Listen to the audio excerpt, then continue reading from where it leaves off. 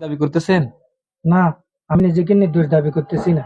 আমি কি একবারও বলছি আমি নির্দোষ? আমি অপরাধ করছি, আমি দোষী। তাই বলে যৌতুকের টাকার জন্য কেউ বউকে এভাবে মারে? আমি তো যৌতুকের টাকার জন্য বউকে পিটাইনি। কিসের জন্য পিটাইছেন? কিসের জন্য পিটাইছি তাইলে শুনেন। আমি বাজার থেকে একটা গাছের চারা আনিছিলাম বাড়িতে রোপণ করার জন্য। আমার বউকে বলছি, এই গাছটা যখন বড় হবে তখন এই গাছ দিয়ে আমি একটা নৌকা বানাবো। তারপর ওই নৌকা দিয়ে আমি লবণ পার করব। আমার বউ বলছে যে ১ বস্তা লবণ ঘরে রাখার জন্য। আমি বলছি না, ১ বস্তা লবণ ঘরে রেখে কি করবে? সে বলছে না, ১ বস্তা লবণই ঘরে রাখা লাগবে। আমি বলছি না, এত লবণ রাখার কোনো দরকার নাই। সে বলছে না, ১ বস্তা লবণই ঘরে রাখতে হবে।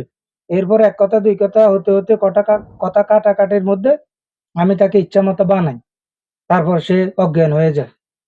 তাই বলে কেউ বউকে এরকম কেউ পিটায়? তখন আমি আবেগ দিয়ে কাজটা করছি, বিবেক দিয়ে করি নাই। আপনার বিবেক কোথায় ছিল তখন? আমার ভুল হয়ে গেছে। ভুল হয়ে গেছে? জি।